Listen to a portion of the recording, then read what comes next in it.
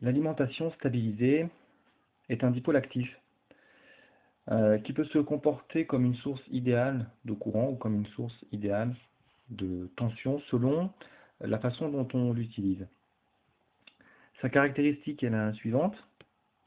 En convention générateur, puisque c'est un générateur, la caractéristique fait apparaître une branche horizontale qui s'identifie à celle d'une source idéale de courant et une branche verticale qui s'identifie à une source idéale de tension. On peut définir E, la force électromotrice, et eta, le courant électromoteur, qui sont les paramètres réglables de l'alimentation stabilisée.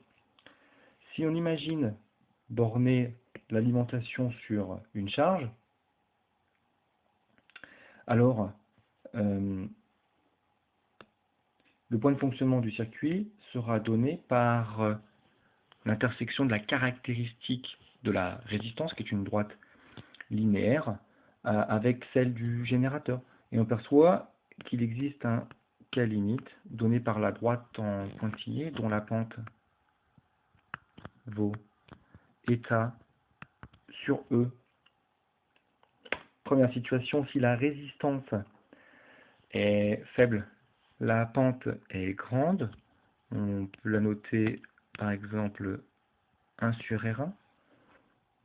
Deuxième situation, si la résistance est grande, la pente est faible, on peut la noter 1 sur R2.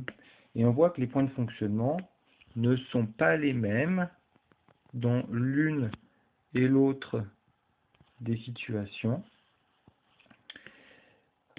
Finalement, on peut imaginer deux cas. Si la résistance est faible, la pente est grande. C'est le cas où 1 sur R1 est plus grand que eta sur E. Et deuxième cas, celui où la résistance est grande, la pente est faible.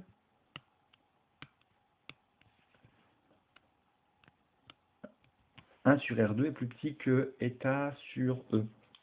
Dans le premier cas, le générateur se comporte comme une source idéale de courant. Dans le deuxième cas, comme une source idéale de tension.